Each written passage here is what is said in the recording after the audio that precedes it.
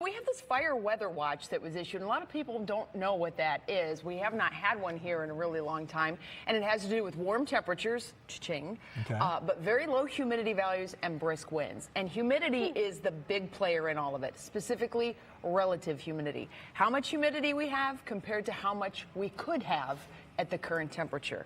Thus the cake. This is how much cake we could have tomorrow. But unfortunately, you know where I'm going with this. We're going to cut it in about a third.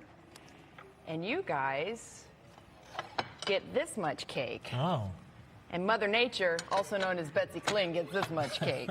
So basically, you guys have that much cake relative to how much you could have. It's not a lot, so we don't have a lot of moisture in the air tomorrow relative to how much we could have. That's going to dry things out.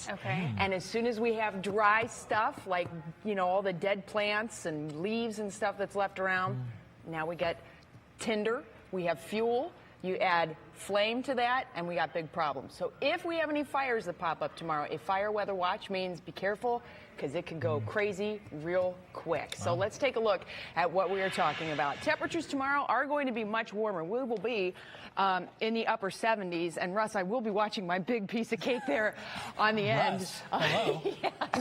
Well, Sarah already has her piece in front of me, so the fight goes on, right?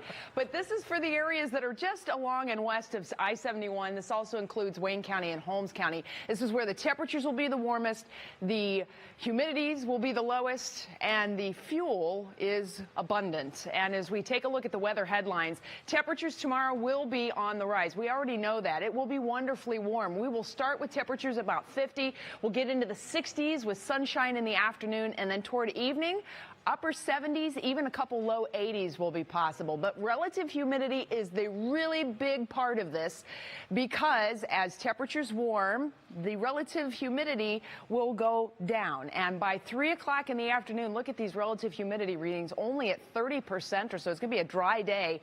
And at the same time, we have winds that are kicking up. Now, later on in the evening, those relative humidities come back up as the temperatures start to cool. But the brisk winds are definitely going to keep things moving. So you've got warm temperatures, you've got that dry air, and you add the wind to it, and that's just going to allow the fires to go if they get started. So it's a wildfire threat that we have tomorrow.